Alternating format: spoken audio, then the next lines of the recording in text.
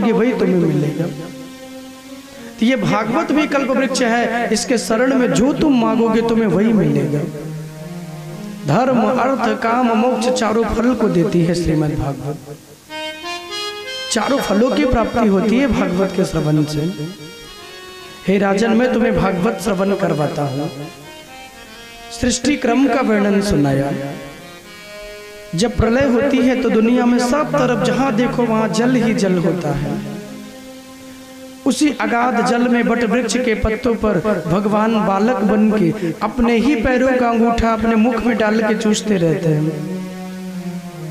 एको हम, लेकिन जब भगवान की एको हम बहुत श्यामा, जब एक से अनेक होने का मन होता है तो तुरंत भगवान के संकल्प मात्र से भगवान की नाभि से एक कमल निकलता है और उस कमल पे ब्रह्मा जी का प्रागट्य होता है।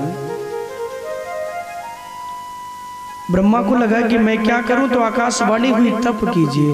ता और पा दो शब्द सुनाई दे। बड़े दिन तपस्या की, भगवान का दर्शन हुआ तो आदेश मिला कि सृष्टि को आगे बढ़ाओ। सृष्टि क्रम का वर्णन सुनाया। रुद्र की उत्पत्ति हुई, फिर आगे सृष्टि क्रम धीरे धीरे बढ़ने लगा। सबसे पहले दुनिया में मानसिक सृष्टि होती थी। जितना भी चाहते थे मन से उतने पुत्रों को बना देते थे, लेकिन मानसिक सृष्टि के बाद मैथुनी सृष्टि प्रारंभ हुई है। ब्रह्मा जी के अग्रभाग से एक स्त्री और पुरुष का जोड़ा निकला है, जिनका नाम रखा गया मनु शतरूपा। हम लोग मनु जी महाराज के वंशज हैं, इसलिए हमको मनु से मनुष्य कहते हैं। अब कई ये भी कहते हैं कि हम बंदर की औलाद हैं, हमारे पूर्वज बंदर रहे, आपने सुना होगा। लेकिन हमारे वेद पुराण शास्त्र कहते हैं हम लोग मनु जी महाराज की वंशावली में हैं, इसलिए हमको मनु से मनुष्य कहते हैं, इसलिए हम मानव हो गए।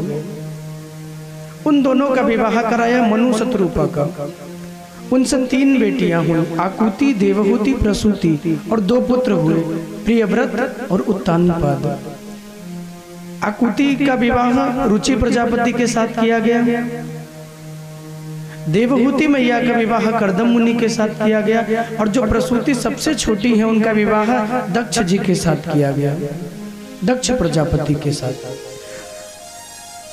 देवहूति मैया के चरित्रों का बहुत सुंदर वर्णन भागवत में आया, जिनके यहाँ 24 अवतारों में एक अवतार भगवान कपिल देव जन्म लेकर आए हैं, जिनका 24 अवतारों में एक अवतार का वर्णन है।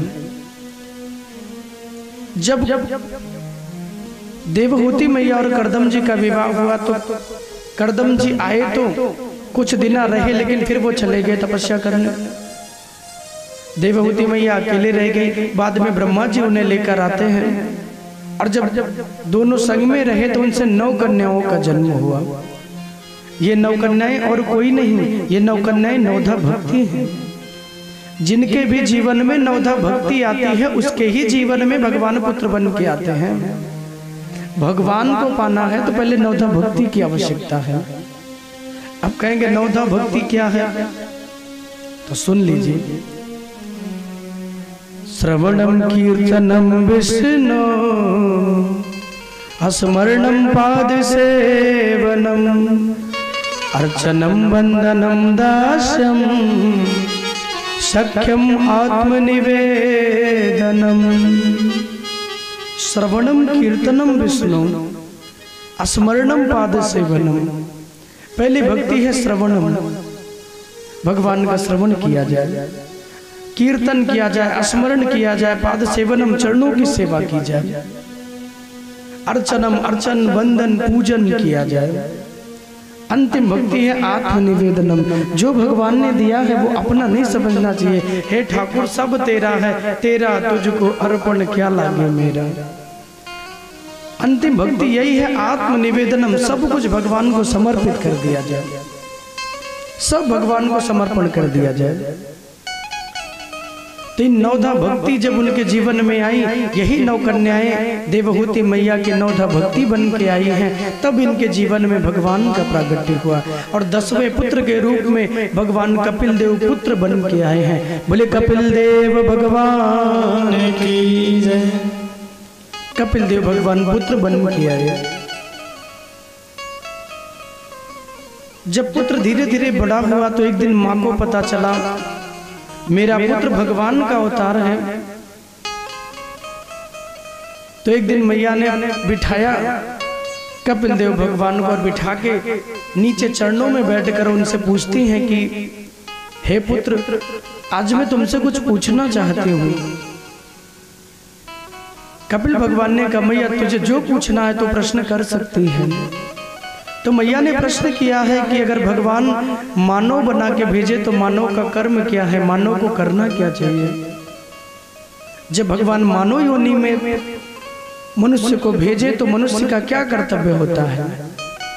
कपिल देव भगवान कहते हे माँ, जब भगवान मानव बना के भेजे तो इंसान को भगवान को मनाने की कोशिश करनी चाहिए। हर जीव का पहला कर्तव्य है सबसे पहले अपने भगवान को खुश करें। इंसान बनाए जब जीव बना के भगवान मानव बना के भेजे तो भगवान को मनाने की कोशिश करनी चाहिए, भगवान को रिझाने की कोशिश करनी चाहिए। संतों का स्वरूप क्या है, अनेक अनेक प्रश्न माता राम ने किया है।